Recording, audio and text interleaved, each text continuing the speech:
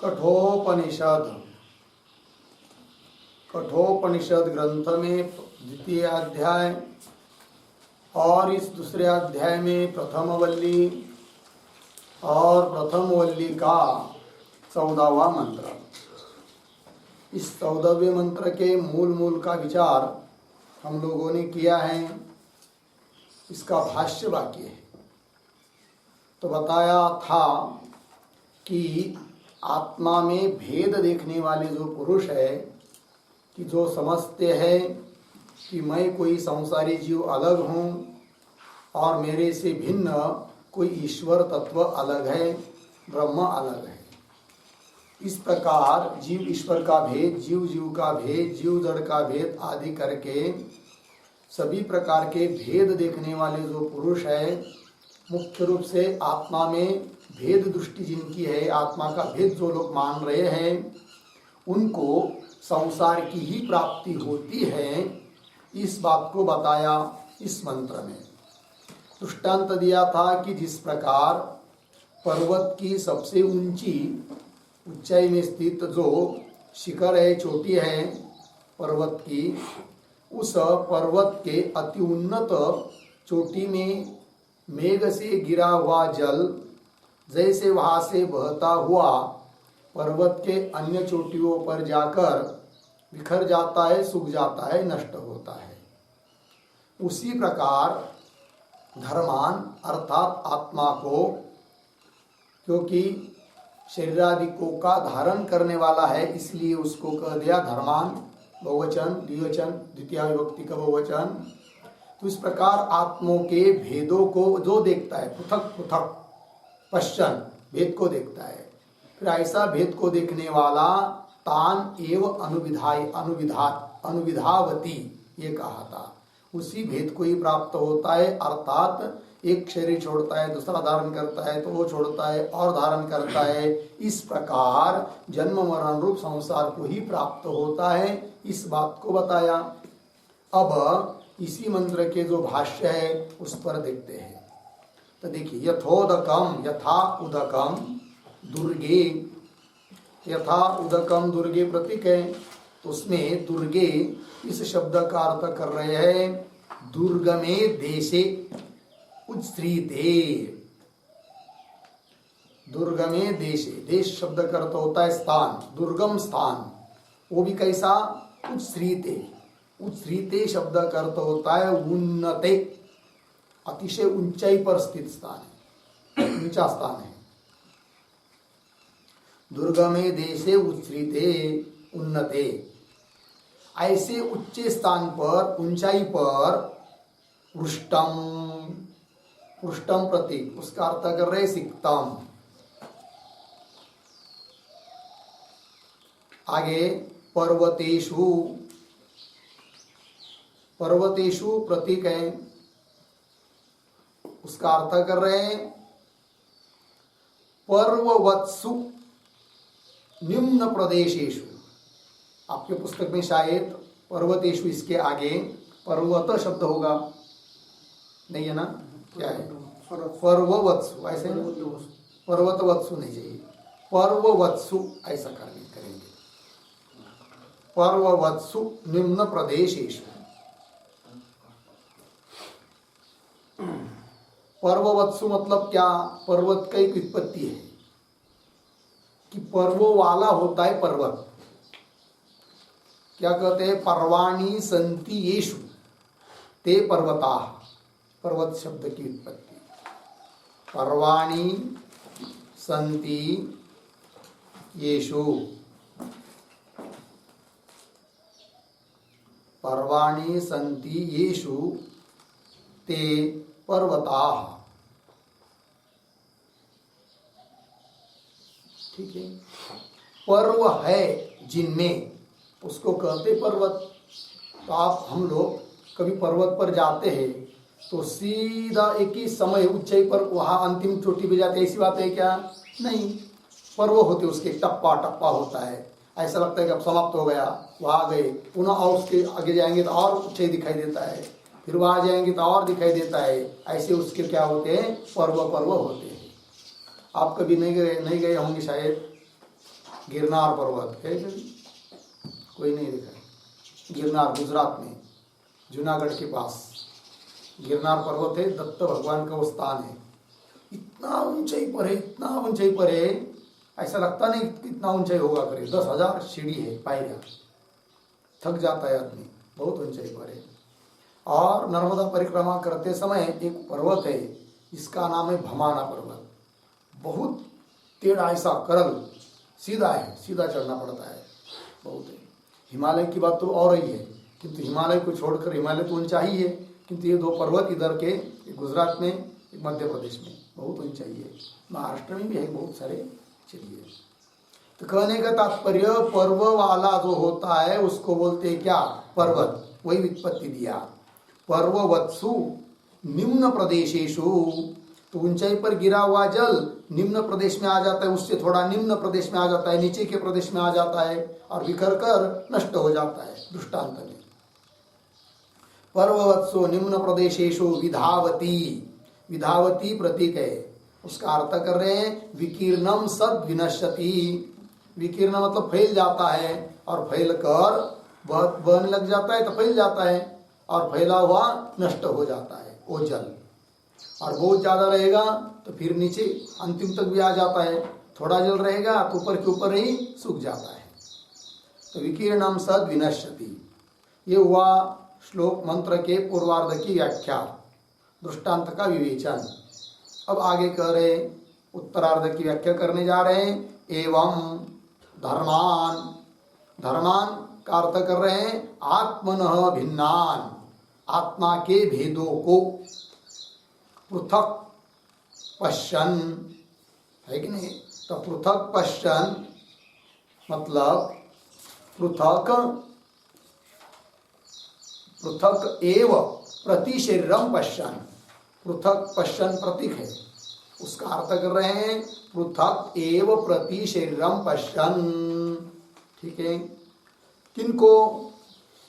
आत्मा के भेद को देख रहा है। किस तरह? पृथक मतलब प्रत्येक शरीर में एक एक आत्मा है, हर एक शरीर में अलग अलग आत्मा है। इस रूप से जो देख रहा है, जान रहा है, अर्थात आत्मा में भेद देख रहा है। ठीक, एव प्रति शरीरम पश्यन। आगे तान एव प्रतीक है, उसका अर्थ कर रहे हैं शरीर भेदानुवर्तिनः अनुविधावती। तान एव मतलब शरीर भेद का ही अनुसरण करने वाला हो जाता है। शरीर भेद अनुवर्तिनः, शरीर भेद का अनुवर्तन करने वाला होता हुआ अनुविधावती, अनुविधावती भी प्रतीक है। तो अब तात्पर्य बता रहे, शरीर भेदम एवं पृथक पुनः पुनः प्रतिपद्यते इत्यर्थ। ये सार हुआ। शरीर भेदम एवं मतलब ये जो अंतिम में बताया मंत्र में कि तान एवं अनुविधावती, उसका अर्थ कर रहे हैं उन शरीर भेदों का ही अनुसरण करता है। मतलब क्या? तो सब बात बता दी कि शरीर भेदम एवं पृथक, अलग अलग शरीर भेद को ही पुनः पुनः प्रतिपद्यते। प्रतिपद्यते शब्द का अर्थ होता है प्राप्त होती। ऐसा भेद देखने वाला जीव मनुष्य शरीर भेद को ही पुनः पुनः प्राप्त होता है। मतलब एक शरीर को प्राप्त हुआ, वो समाप्त हो जाता है कुछ दिन के बाद, उसका प्रारब्ध समाप्त होने के बाद दूसरा शरीर प्राप्त होता है, वो मर जाएगा और शरीर मिलेगा, वो मर जाएगा और शरीर मिल जाएगा। इस प्रकार बहुत सारे शरीरों को प्राप्त होता है, अर्थात जन्म मरण संसार को ही प्राप्त होता है। इस बात को बता दिया। ठीक है, चलिए अब ये हुआ 14वें मंत्र का भाष्य। अब आगे 15वें मंत्र का, मंत्र की अवतरणिका देखिए, भाष्य, अवतरण भाष्य। अब भेददर्शी की क्या गति होती है, इस बात को बता दिया ऊपर वाले मंत्र में, 14वें मंत्र में।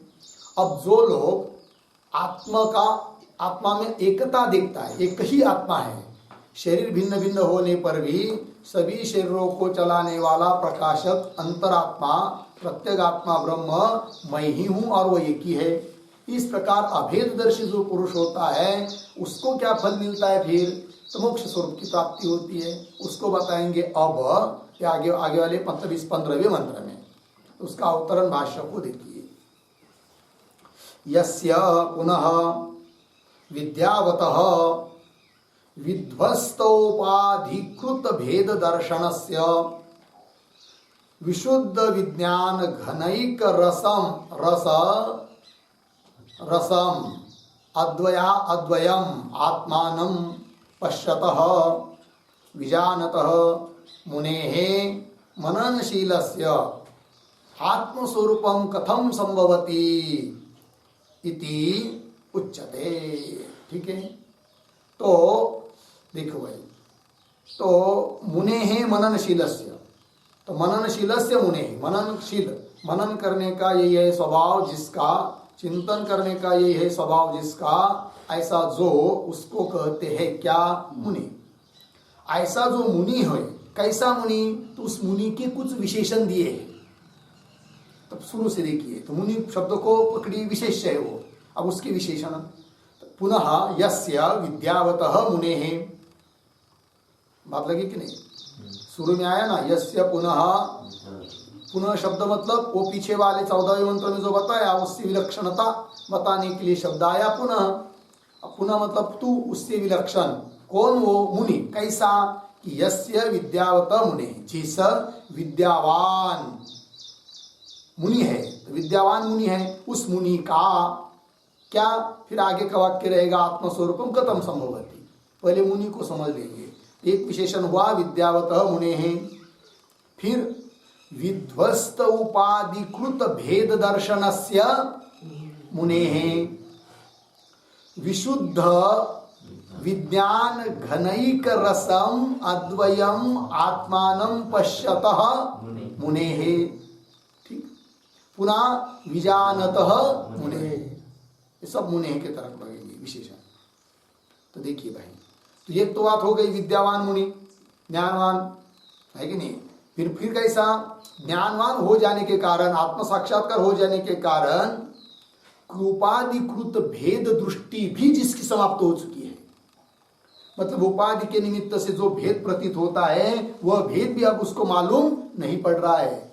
इसलिए दूसरा विशेषण विध्वस्त उपाधिकृत भेद दर्शनस्य, उपाधिकृत जो भेद है कि नहीं, उपाधि कौन, अविद्यादि उपाधि, अविद्या अंतकरण इत्यादि उपाधि, इत्यादि उपाधियों के निमित्त से होने वाला, प्रतीत होने वाला जो भेद, और वो भेद दर्शन भी जिसका विध्वस्त हो चुका है, नष्ट हो चुका है, ऐसे कौन, मुनि।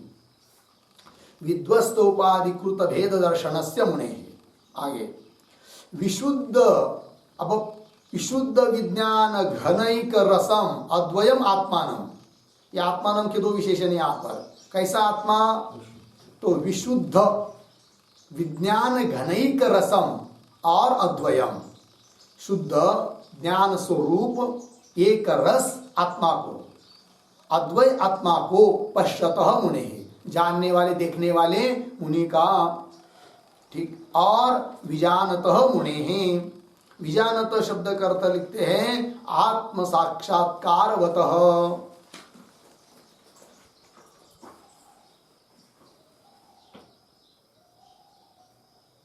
आत्म साक्षात्कारवतः,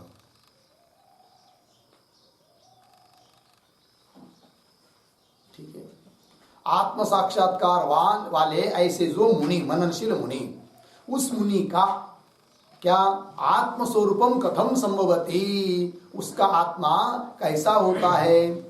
मतलब जो भेद देखता है वो जन्म मरण संसार को प्राप्त होता है, ऊपर कहा, किंतु जो भेद नहीं देख रहा है, अभेद देख रहा है, तो उसका जो आत्मा है उसकी क्या स्थिति होती है, कहा जाता है, क्या होता है उसका, ये प्रश्न। तो उसका उत्तर दे रहे मंत्र के माध्यम से। तो 15वें मंत्र का उच्चारण करते हैं। यथोदकं शुद्धे शुद्ध, यथोदकं शुद्धे शुद्ध, मासिक्तं तादृगेव भवति, मासिक्तं तादृगेव भवति। एवं मुनिर्विजानत, एवं मुनिर्विजानत, आत्मा भवति गौतम, आत्मा भवति गौतम। यथोदकं शुद्धे शुद्ध, मासिक्तं तादृगेव भवति। एवं मुनिर्विजानत,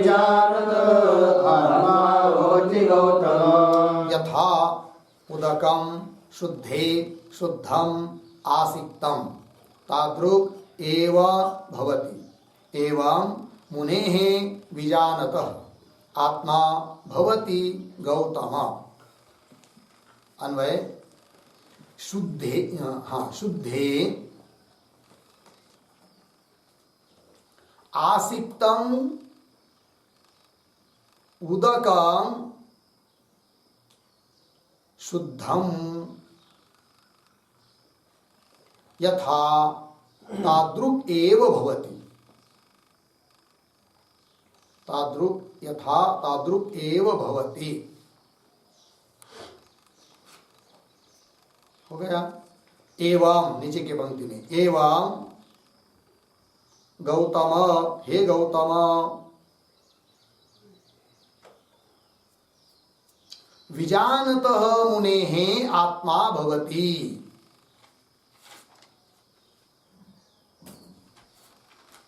विजानतः मुनेः आत्मा भवति। ठीक है, अर्थ को देखिए, दृष्टांत देकर समझाया जा रहा है। तो शुद्धे आसिक्तम, जैसे शुद्ध जल है, स्वच्छ निर्मल जल है, और उस शुद्ध जल में और दूसरा कोई शुद्ध जल डाल दिया तो क्या हो जाता है? फिर वो दोनों एक हो जाते हैं, अलग अलग नहीं रहते हैं, एक रूप हो जाते हैं। बाद में उसको कोई अलग अलग करने का प्रयास करेगा तो भी अलग अलग किया जा नहीं सकते। वही जल जो पहले अलग जिसमें डाला वो अलग है, जो डाला वो अलग है, तो फिर दोनों को अलग अलग करके दिखाइए, नहीं कर सकते, है कि नहीं? एक ही हो जाता है, अखंड एक रस हो जाता है। उदाहरण हुआ शुद्धे आसिक्तम उदकम शुद्धम यथा येन प्रकारेण, है कि नहीं? तादृगेव भवति मतलब अभिन्न हो जाता है, अखंड एक रस हो जाता है। उदक में मिलाया हुआ उदक, जल में मिलाया हुआ जल, दोनों जल शुद्ध एक किया, एक ही हो जाते। उसी प्रकार एवं यमराज जी कह रहे नचिकेता को गौतम, गौतम शब्द का उच्चारण करके यम नचिकेता के लिए संबोधन आया है गौतम, हे गौतम। क्यों? गौतम वंशीय है, इसलिए उनका एक नाम हो गया गौतम। एक बार पीछे भी गाया था गौतम शब्द। तो कह रहे हैं तो विजानतः मुनेः, तत्व साक्षात्कार कारवान जो मुनि, उस मुनि का भी आत्मा वैसा ही हो जाता है। अर्थात वह जो मुनि, उसका आत्मा अर्थात त्वम पद लक्ष्य है कि नहीं, प्रत्येक आत्मा वह भी तत्पद लक्ष्य स्वरूप हो जाता है, ब्रह्म ही हो जाता है, उससे अलग रहता नहीं है। जैसे उदक में मिलाया हुआ उदक अखंड एक रस हो जाता है, उस प्रकार। ठीक है, ये दृष्टांत देकर समझाया। मोक्ष स्थिति उसकी हो जाती है, ब्रह्म स्थिति हो जाती है अभेद देखने वाले की, ये कह दिया। चलिए अब इस मंत्र के शब्दों का अर्थ लिखेंगे। लिखते हैं, प्रतीक है शुद्धे,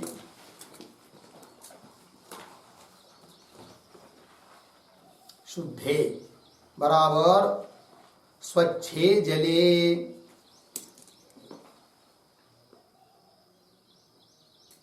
स्वच्छे जले।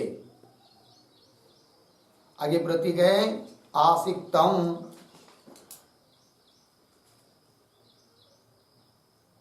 बराबर मेघात पतितम,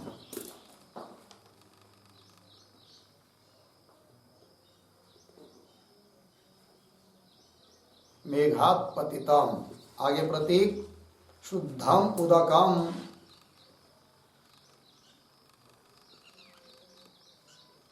शुद्धम उदकम बराबर स्वच्छम जलम, स्वच्छम जलम। प्रतीक यथा बराबर येन प्रकारेण, येन प्रकारेण। आगे प्रतीक है तादृगेव भवति, तादृगेव भवति बराबर शुद्ध जला भिन्नम एव भवति,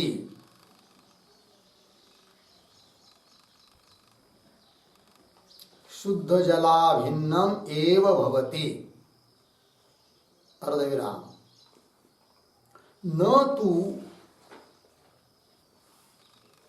न तो दुर्गे पतित जलवत,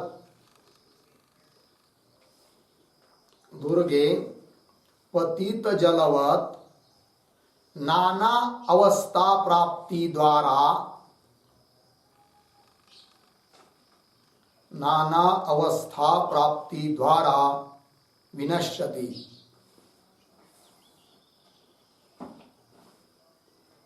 विनश्यति पूर्ण विराम। आगे प्रतीक एवं बराबर तद्वत, तद्वत। आगे प्रतीक गौतम बराबर गौतम वंशोत्पन्न नचिकेता। हे गौतम वंशोत्पन्न नचिकेता। आगे प्रतीक विजानतः,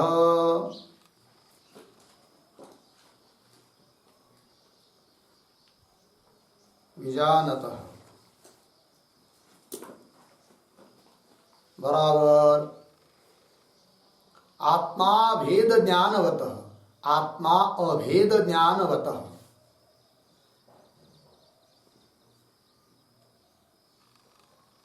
आत्मा अभेद ज्ञानवतः। आगे प्रतीक मुने हैं बराबर मननशीलस्य,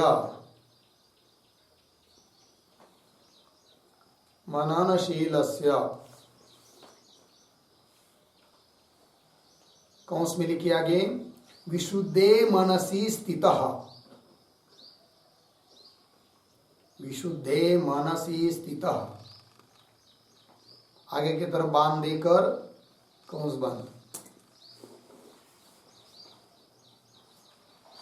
आगे प्रतीक आत्मा बराबर स्वस्वरूपम, स्वस्वरूपम। आगे प्रतीक भवति बराबर तत्पदार्थाभिन्न, तत्पदार्थ अभिन्न, तत्पदार्थाभिन्न भवति, अभिन्न भवति।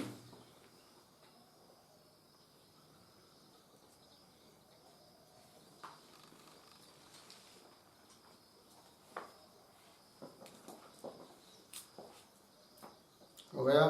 देखिए अर्थ शुद्धे स्वच्छे जले आसिक्तम मेघात पतितम क्षिप्तम, है कि नहीं इत्यर्थः। तो शुद्ध जल में समझ लीजिए शुद्ध पानी है और उसमें वृष्टि हुई और मेघ का पानी गिरा, क्योंकि मेघ का पानी अत्यंत शुद्ध होता है, मेघ से गिरा हुआ। तो आसिक्तम या कोई भी शुद्ध जल ले लीजिए, शुद्ध जल में शुद्ध जल डाल दिया ऐसा। आसिक्तम क्षिप्तम मेघात पतितम शुद्धम उदकम स्वच्छ जलम यथा येन प्रकारेण, जिस प्रकार तादृगेव भवति, तादृगेव भवति मतलब जिस शुद्ध जल में डाला है वही उसी स्वरूप हो जाता है, उससे अतिरिक्त नहीं रहता। शुद्ध जलाभिन्नम एव भवति। न तू कैसा नहीं होता है फिर, तो दुर्गे पतित जलवत उच्च स्थान में गिरे हुए जल की तरह नाना अवस्था को प्राप्त होकर नष्ट नहीं होता है। ठीक, ये दृष्टांत हुआ। अब एवं तद्वत उसी प्रकार हे गौतम, हे गौतमवंशीय गौतमवंश में उत्पन्न हुए नचिकेता, कि समझ लो भाई क्या कि दृष्टांत में बताए हुए की तरह विजानत मुने हैं। विजानत मतलब आत्मा अभेद ज्ञानवत, अखंड एक रस आत्मा का बोध जिसको हो चुका है, दृढ़ साक्षात्कारवान पुरुष, ऐसा जो मुनि मननशील पुरुष, उसका भी आत्मा वैसा ही हो जाता है। कैसा आत्मा?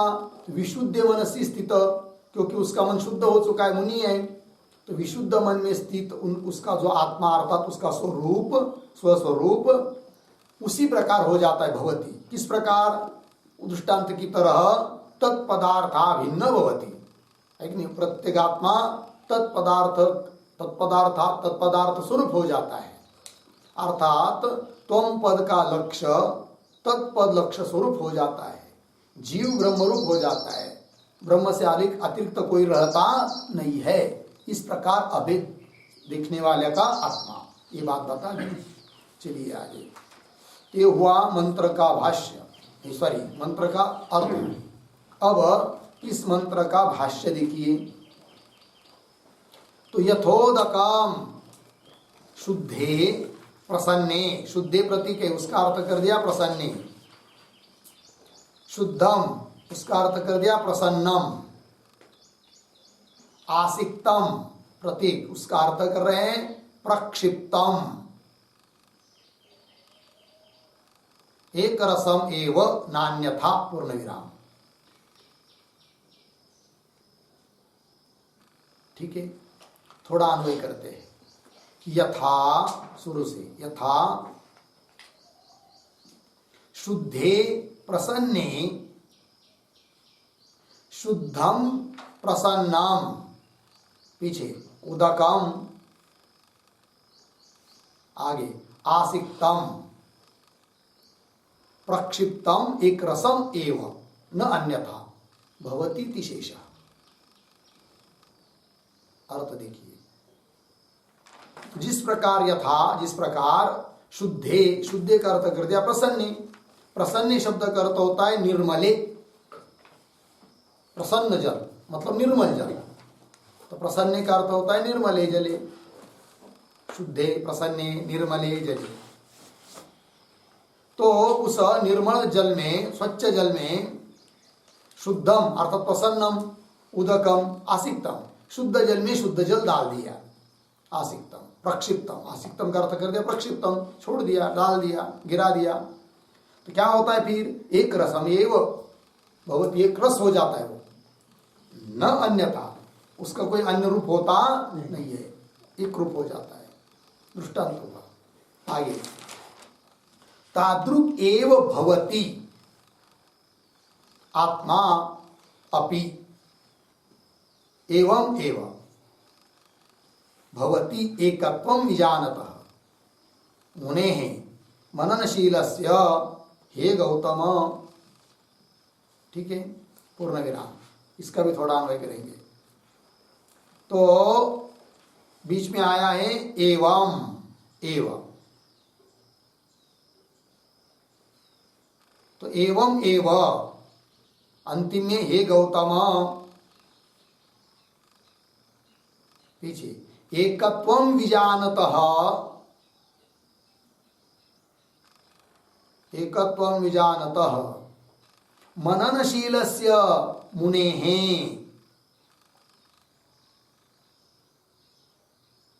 आत्मा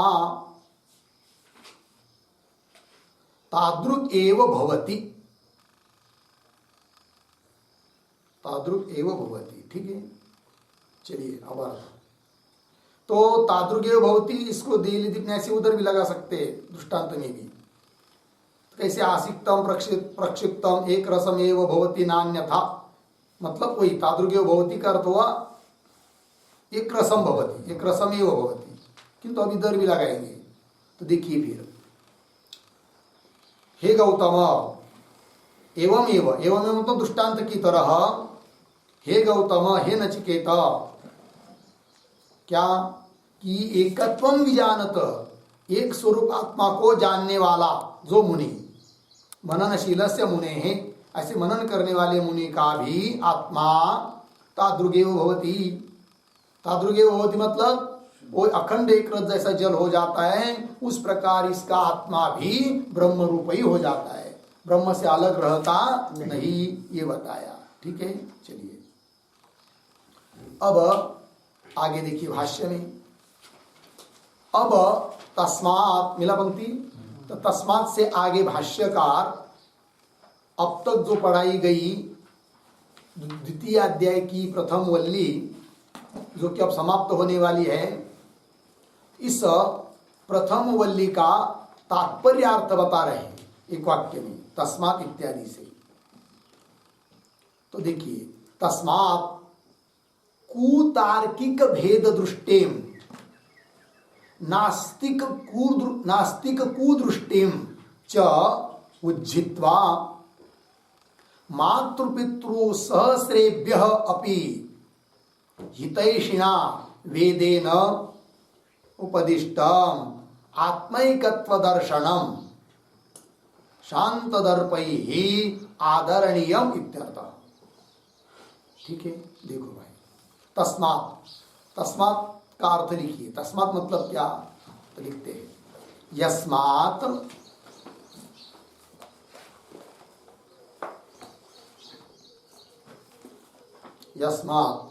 बहुशः भेदः निंदितः,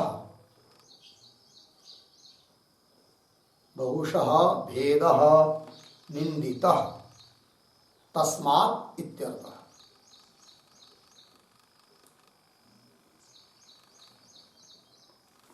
तस्मात् इत्यर्थ, ठीक। जिस कारण से कि बहुशः बहुत बार, बहुत प्रकार से, बहुत जगह भेद की निंदा की गई है।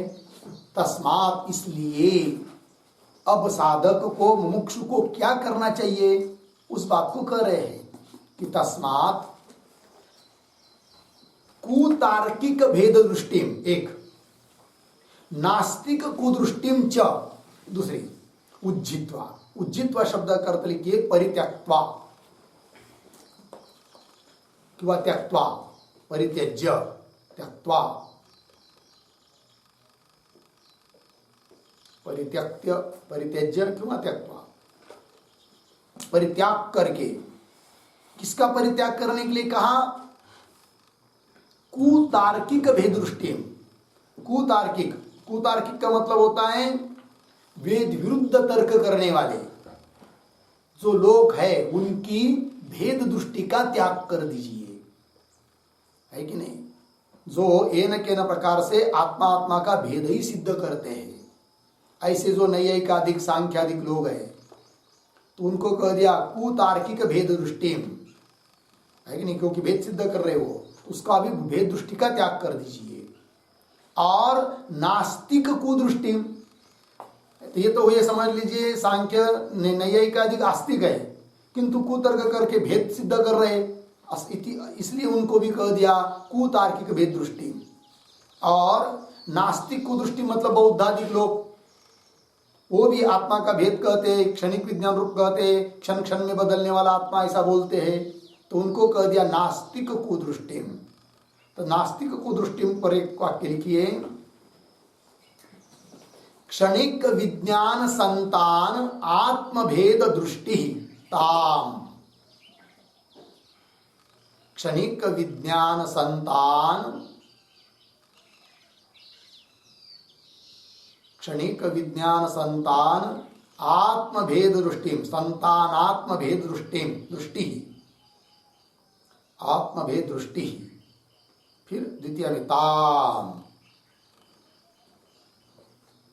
मतलब बौद्धादिक जो लोग हैं नास्तिक, वेद की निंदा करने वाले, वेद को न मानने वाले,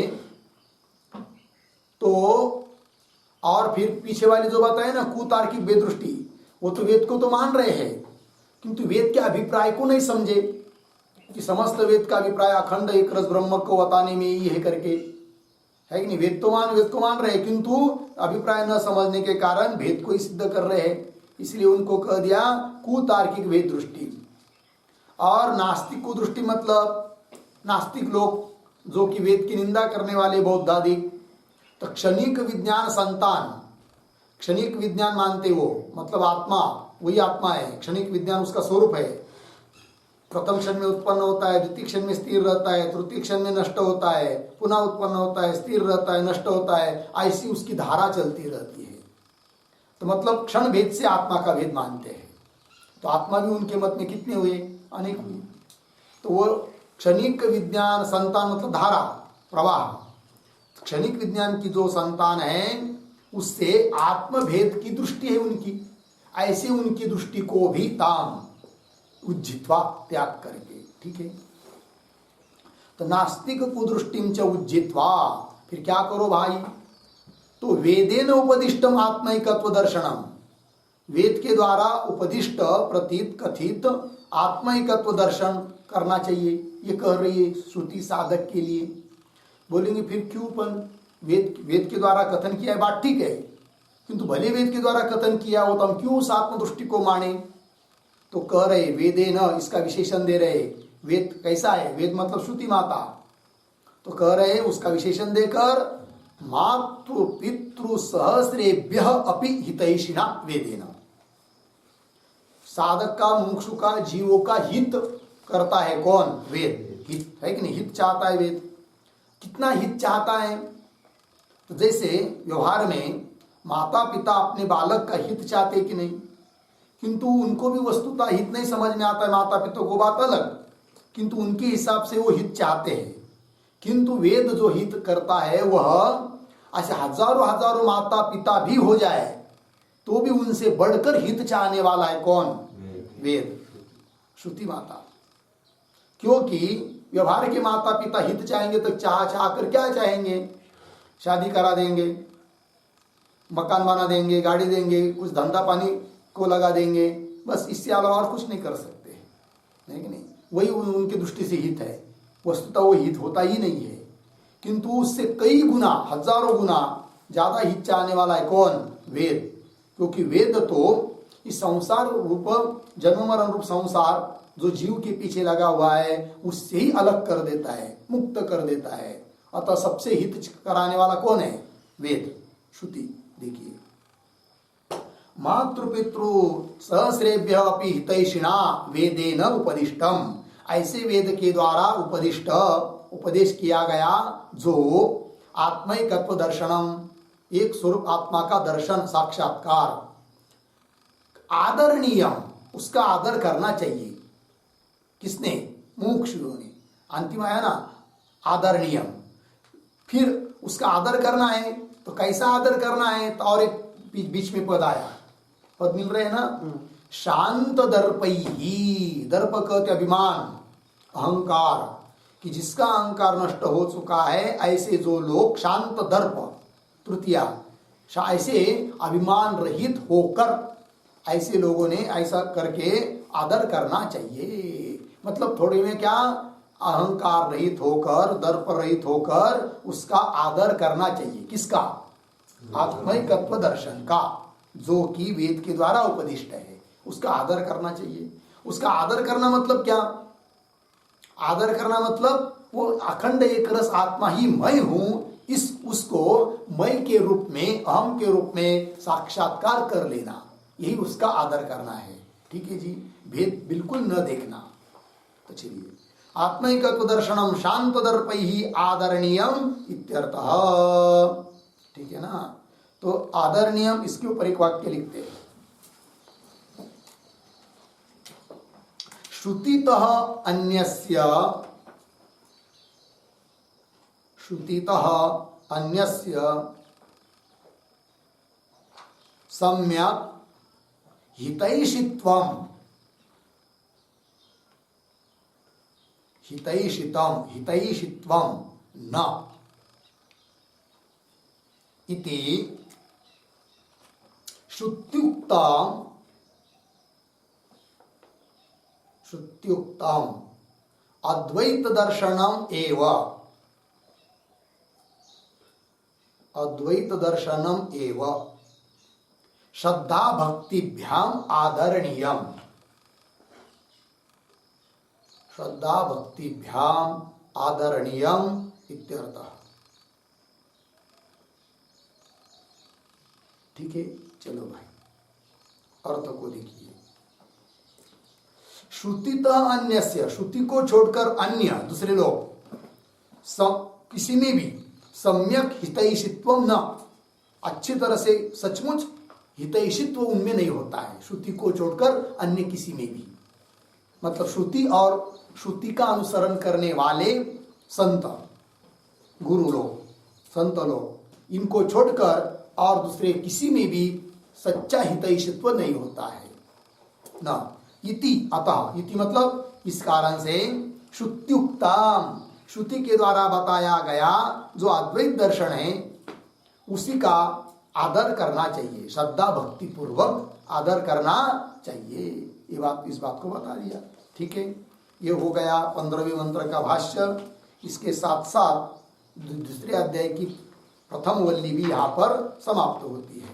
इति श्रीमद् परमहंस परिव्राजकाचार्य गोविंद भगवत पूज्य पाद शिष्य श्रीमद् आचार्य श्री शंकर भगवतः कृतौ कठोपनिषद भाष्ये द्वितीय अध्याये प्रथम वल्ली भाष्यम समाप्त। ठीक है, इसके बाद अब दूसरे अध्याय की द्वितीय वल्ली आने वाली है, उसका विचार हम लोग कल करेंगे। ओम पूर्णमदः पूर्णमिदं पूर्णात् पूर्णमुदच्यते पूर्णस्य पूर्णमादाय पूर्णमेवावशिष्यते। ओम शांति शांति शांति।